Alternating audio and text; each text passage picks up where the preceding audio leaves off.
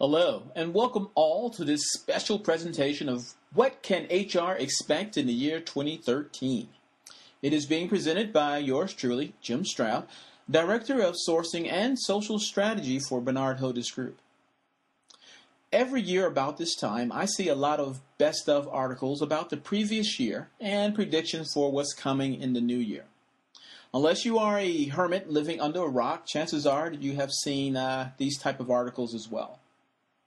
Many of them, in my humble opinion, come off sounding like they dropped a quarter in a fortune teller machine.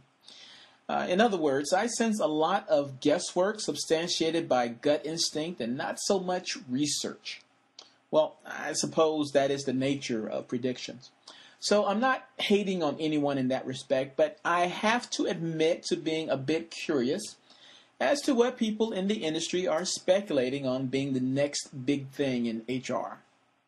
So I looked around online and made a list of the most common prophecies of what the year 2013 will bring to human resources. Among them, the usual suspects from the previous year, social networking, mobile versus desktop, and better initiatives for employment engagement. After skimming over so much content online, it all began to sound like Charlie Brown's teacher, blah, blah, blah, blah, blah, blah, blah.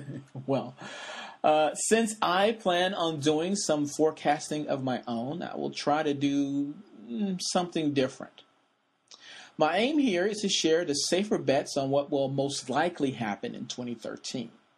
That means to some people who have been paying attention, I will be Captain Obvious and preaching to the choir. I dare say not too many of you are out there. For the rest, prepare to be amazed by things that are already happening or about to happen inside your organization, and what I suggest you should be doing about it. Ready? Here we go.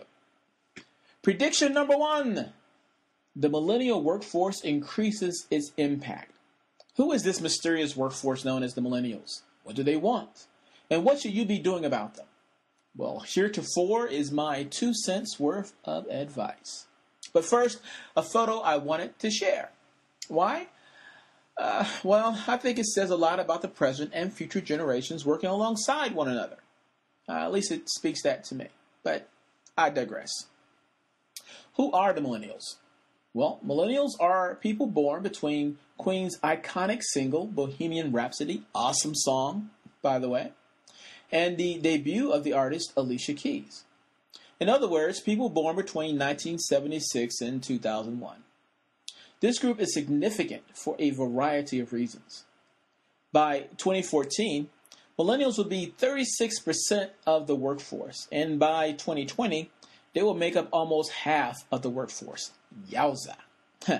Millennials entering the workforce are very different from the workforce of the baby boomer generation. For example, one prevailing notion among corporate America was that material success was the end game, the result of working hard and staying loyal to the company. Millennials, well, they tend not to think that way. They believe in work and success, sure, but their definition of success and the things that motivate them towards that success, well, that's a bit different. That being said, the question that many of you may have is, well, what do they want? Glad you asked. What I am about to share speaks to millennials in general, and of course does not fit every millennial that you may meet. That may be obvious to most of you, but hey, just wanted to throw that out there. Millennials tend to job hop. By that, I mean they tend to stay at a job for 2 to 3 years, then off they go to another employment opportunity. Why? Well, they're looking for, quote, meaningful work, end quote. They want to give back to the community and make the world a better place. And while that may seem cliche to some of you listening, it is true all the same. Millennials want to work for companies that they can believe in because they feel personally responsible for making a difference in the world. So, what can your organization do to meet that need? I suggest you find causes that align with your company's DNA and identify creative ways to join them. For example, consider Home Depot's charitable initiatives to benefit our veterans. In 2012, Home Depot associates completed more than 550 volunteer projects across the country specifically to help veterans, from building wheelchair ramps and renovating the homes of wounded warriors to repairing and remodeling transitional housing for homeless veterans. Pretty cool, huh? And you can be sure that some of those experiences are being shared on social networking sites and, coincidentally, luring more passive candidates to the attention of Home Depot. So, is that it? I say as I imagine your thoughts. Is that all I need to do to satisfy millennials? Not even close. Millennials want a cultural fit almost as much as they want a good salary. Keep in mind that millennials are the most social generation in history, and whenever possible, they want to work with people they know. In fact, 2 out of 3 will decide where they want to live before choosing where to work, and not the other way around. Peers are significant, and their opinions mean everything. Question is, what can your organization do about it? If you're not already, and you probably are, lean heavily on employee referrals. That's a sure way to get around that. Or, if your company has the budget for it, acqui-hire the teams you need. A growing trend in Silicon Valley is for big companies to buy smaller companies just to get their employees. Facebook acquired New York startups Hot Potato and Drop.io just for the company's founders. Google bought Milk, the app development company, from Kevin Rose. It killed all of Milk's projects and put the team to work on Google+. One advantage of this is that the people from those acquired companies are already used to working together. Now, let me switch gears for a sec.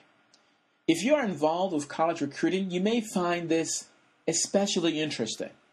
Quite possibly you have already seen this for yourself. Parents who have so shielded their children from failure that they have involved themselves, with the candidate's approval, in the hiring process. Being physically present during the interview process, the parents interject and negotiate terms of employment on behalf of their offspring. Not sure if you've seen this movie, Parental Guidance, starring Billy Crystal and Bette Miller. It's a good movie. And if you have seen it, then you get my point. In the movie, the parents have shown themselves to be so overprotective of their children's self-esteem that their kids are not allowed to fail. The food they are allowed to eat is so organically healthy that the occasional cookie is verboten. They receive, the kids that is, they receive trophies just for playing on a baseball team, and winning and losing is not a factor. And worst of all, at least in my opinion, in a lot of ways, they're used to getting what they want. Unfortunately, adult life does not go out of its way to protect the self-esteem of our offspring. So, what can you do from the corporate perspective in these type of tricky situations when a parent accompanies their child on a job interview? Well, I suggest making it a teachable moment for the candidate. Communicate great respect for the parents, their input, and the value that you have for mentorship. I would then tactfully point out to the candidate how standing alone and assuming responsibility are qualities that would be well received in the office. Make sense? I hope so. Let me know how it goes. Now, this new workforce is constantly looking for a new way to do things. They challenge the status quo and redefine how technology is used in the workplace. As a result, companies will benefit from all of this new innovation. For example, there has been a rise in BYOD, which stands for Bring Your Own Device. Now, BYOD policies are increasing. These policies allow employees to work on their personal mobile devices, such as smartphones and tablets. Not only are these policies improving productivity, but they also give a sense of empowerment and freedom to the workers. Sure, there are some security issues to address with this kind of thing, but isn't it worth it for increased productivity? I dare say it is. When your organization's internal processes are challenged by a new way of doing things, such as BYOD, I suggest staying open to the possibilities. Millennials tend to be highly engaged when involved in something that they helped to create. Just something to think about there. There is a lot more to be learned about millennials and how they will affect the workforce, but I have other things to share. I highly suggest that you consider experts in this field for their insight. People like Tim Elmore and Dan Chabelle.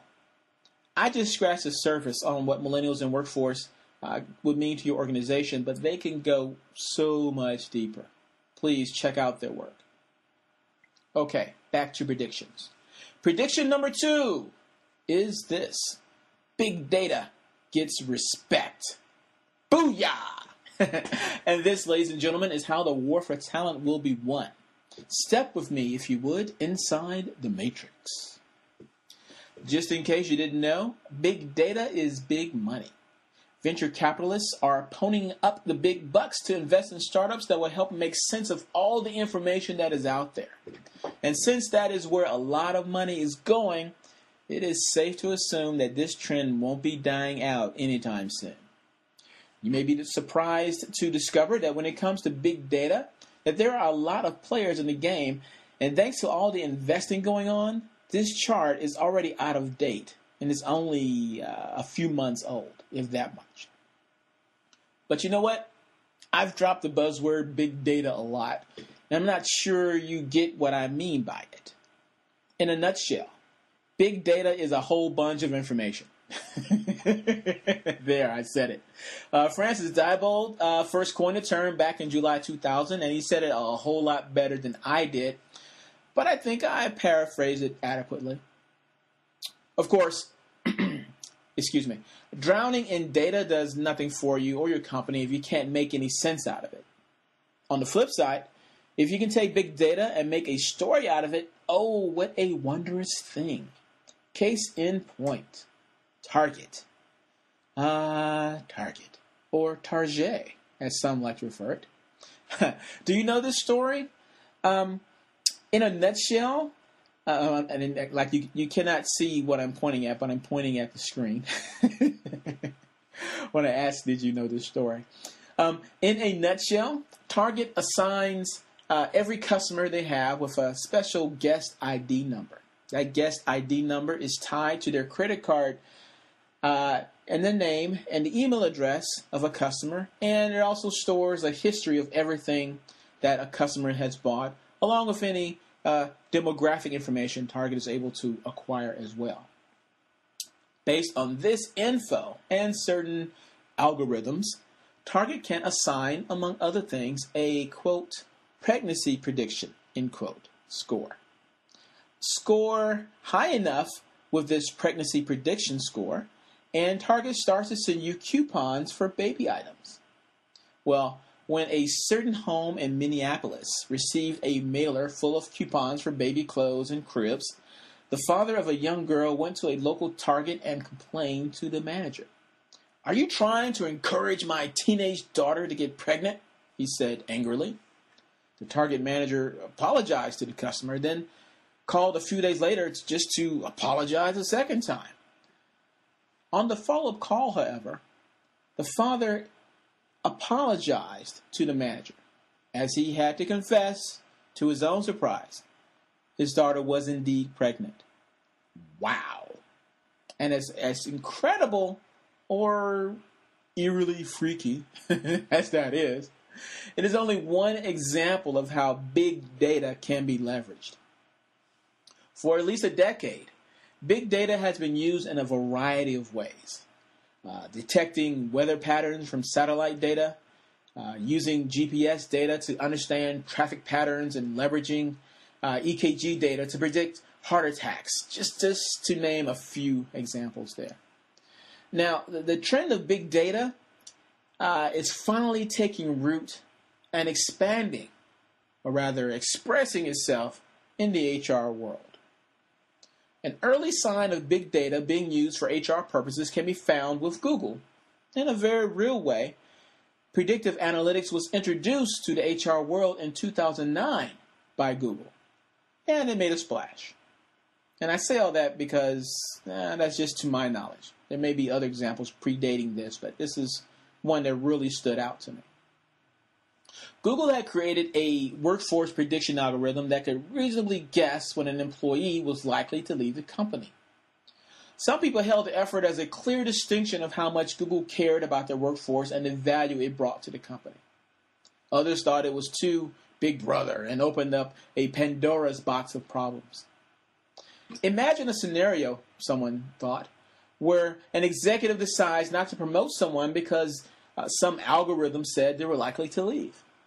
Managers make that kind of decision all the time, but are there legal repercussions if an algorithm is involved? Well, despite naysayers like that, Google soldiered on and formed a people analytics department made up of data miners, psychologists, and MBAs. Their mantra, all people decisions are based on data and analytics. One of the earlier successes of the people analytics department was Project Oxygen. With that project, Google analyzed what made a good boss good and a bad boss bad. After figuring that out, they used the data to improve the work performance of struggling managers by 75%. Yes, they improved the workflow of struggling managers by 75%. That bear repeating, because I want to know, are you impressed? If you're not, well, I think you should be. Google's people analytics team also were able to forecast the future org structure of Google based on current hiring and promotion practices. It turned out that if Google continued to promote at the current rate that they were promoting people, that they would end up fat in the middle, with many middle-ranking employees and fewer opportunities for junior hires to advance. So Google implemented a new practice where the company doesn't directly replace employees who are promoted or leave the company, but instead hires new employees at a lower level. The people analytics team forecasted this would make career advancement easier for junior employees. The people analytics team was also helpful in dispelling myths. Namely, employees believe that when you worked at Google headquarters, you were promoted more quickly than those in other Google offices, or the Googlers who worked on shiny projects, end quote, were more likely to be promoted than those who were just regularly working on the day-to-day operations. The data showed that neither of these hypotheses were actually true, but the analysis did reveal that getting feedback from senior peers was the most important factor if you wanted to be promoted within Google. Now, as amazing as all of this is, and I think it is pretty interesting, pretty amazing, is Google the only company using predictive analytics in HR, or rather big data? Hardly. Luxottica Group used data analytics to disprove assumptions about the company's recruiting strategy. Data showed that it took on average 96 days to fill a position with an external candidate. The management team believed that the company's recruiters acted too slow, but a statistical analysis found that the fault was with... Let me clear my throat here. But statistical analysis found that the hiring managers dragged their feet about making decisions about who to hire. As a result of making a few tweaks based on that data, would hate to be in that meeting.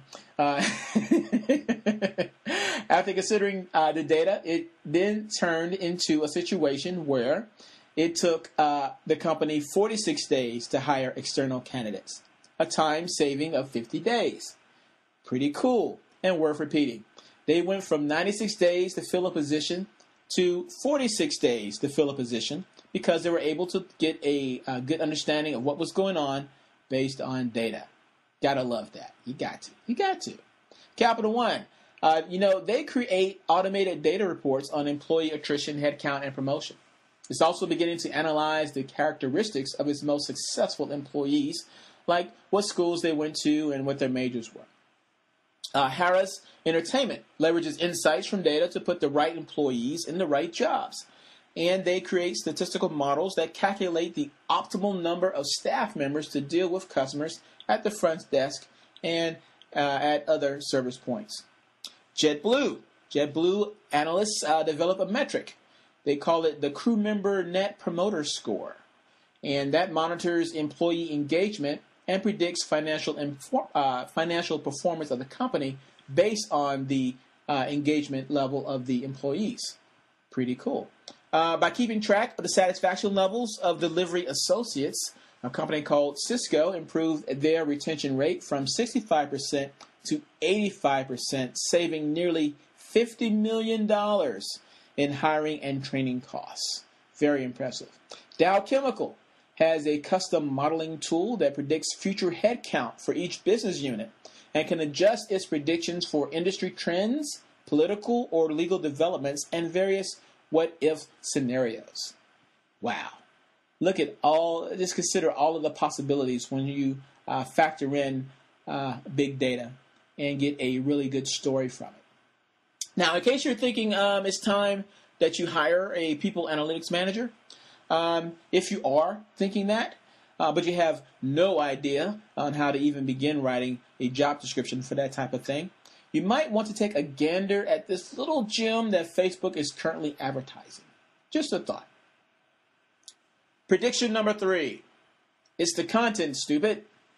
To paraphrase a famous saying. Now, if you play your cards right, good content is how you will recruit the future of your company.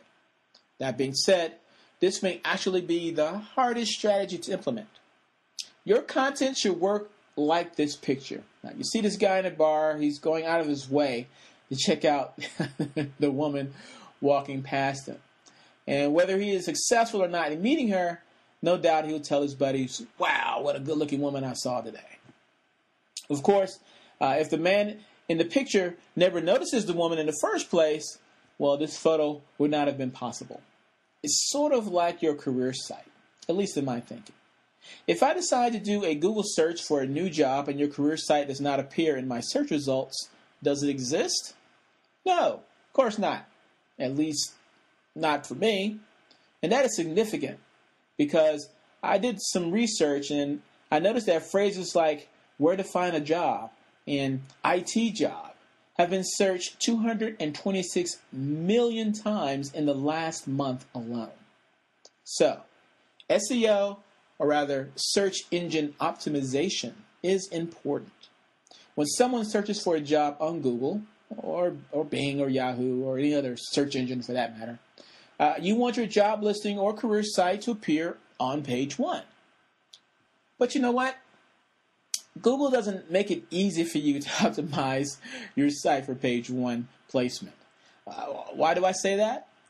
I say that because Google changes their algorithm on average 500 times a year. This is good because it keeps spammers at bay, but it can prove frustrating, to say the least, for legitimate websites. Let me point out a few examples of how Google changed their search algorithm over the past couple years. Just a couple of points.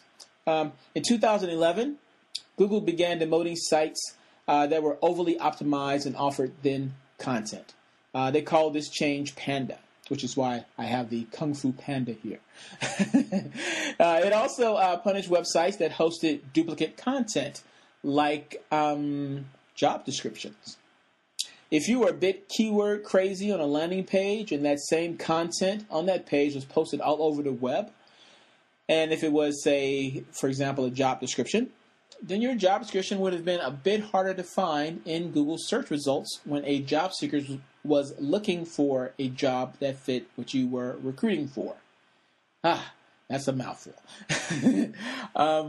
In 2012, Google began changing search engines, their search algorithm again, and they called this update Penguin. And what they did with this update was that they changed the search engine results displayed from the standard 10 results that everyone is used to 7 results. And with those 7 results, they began to offer structured data, which is good for the user. It helped them to find more of what they're looking for, which is, I guess, is the purpose of all that. But if you ranked, say, number 8, 9, or 10 on page 1 for a particular keyword, then after this structure change takes full effect, and is continuing on at this moment as well, then you might be dropped to page 2, or rather your search result will be dropped to page 2 or maybe even 3, causing you to lose traffic. By the way, if this concerns you, and it should, have your tech people look up Google's data highlighter. Let's try it again. Have your tech people look up Google's data highlighter tool. There, that's better. I think they'll find it interesting. It will help them mark up your information in a structured way, so that when Google fully converts from 10 results on page 1 to 7 results and some structured information, then it'll improve the chances of your company's information appearing in that structure. Make sense? I hope so. Enough said. Okay, so right about now, you may have a look on your face that's similar to mine in this picture. If Google is constantly changing how websites are being ranked in the search results, what can I do to stay ahead of it? Google controls 66% of the search market, so you can't ignore them. So what do? Well, I suggest that you create great content that encourages social interaction and comments. It's something you will have to do. SEO, as you know it, is not dead, but it is dying, and Google is trying its best to kill it. For that matter, Bing is doing their fair share as well. So, to reiterate, SEO, as you know, is dying. To be competitive, you must take your content strategy to the next level. To spark your thinking, here are a few examples to inspire you. Here's a picture of Coca-Cola, their corporate website. They recently revamped their corporate website to look like an online magazine. It will offer articles on subjects like entertainment, health, and sports, and cover stories like a regular magazine would. It will also feature, or rather it does feature, interviews, opinion columns, video, audio clips, photo galleries, blogs.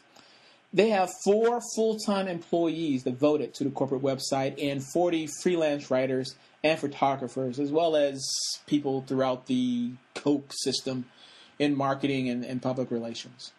Coincidentally, there are quite a few stories on the corporate site about what it's like to work at Coca-Cola. Just throwing that out there. The company Red Bull, the company that produces the energy drink, the company Red Bull has created a channel on the popular social reading app Flipboard. And if you have an iPad, and if you don't have Flipboard on your iPad, I strongly recommend that you put Flipboard on your iPad. It's one of my favorite apps. But I digress. What was I saying? Oh, how much I love Flipboard. No. Now, how much I love Flipboard, which I do. I was saying, what was it? Oh, Red Bull. Yes. The company Red Bull created a channel on Flipboard. It looks and feels like a magazine. And as well as with articles and videos, you'll find a lot of interesting information on the Red Bull Flipboard channel. Now, this is a very interesting move for Red Bull. Flipboard has a community of 20 million users, with about 1.5 million users using it daily, turning 3 billion virtual pages a month on the magazines inside of Flipboard. Such being the case, Red Bull may be in a good position to reach new consumers for its energy drink. Can you imagine a company like yours doing something like this to promote its brand and coincidentally recruit passive candidates? Just a thought. Now, one of the most delicious cookies in the world, Oreo, is doing a fascinating campaign to celebrate 100 years in business. Once a day for 100 days, they are showcasing a humorous, eye-catching, or funny ad with their Facebook fans. These daily ads can also be seen on Pinterest, Twitter, and on Oreo.com. How cool would it be to do a similar campaign with your company? How hard would it be to have a company-wide photo contest where employees express one reason why they like working there. Gather up 100 photos and share them on social networks like Pinterest and Instagram and so on. And at the bottom of each photo could have a URL of your career site. Just a thought. Something to make you think, like Arsenio Hall used to do. I don't know if you guys remember that show from the 80s, I think it was.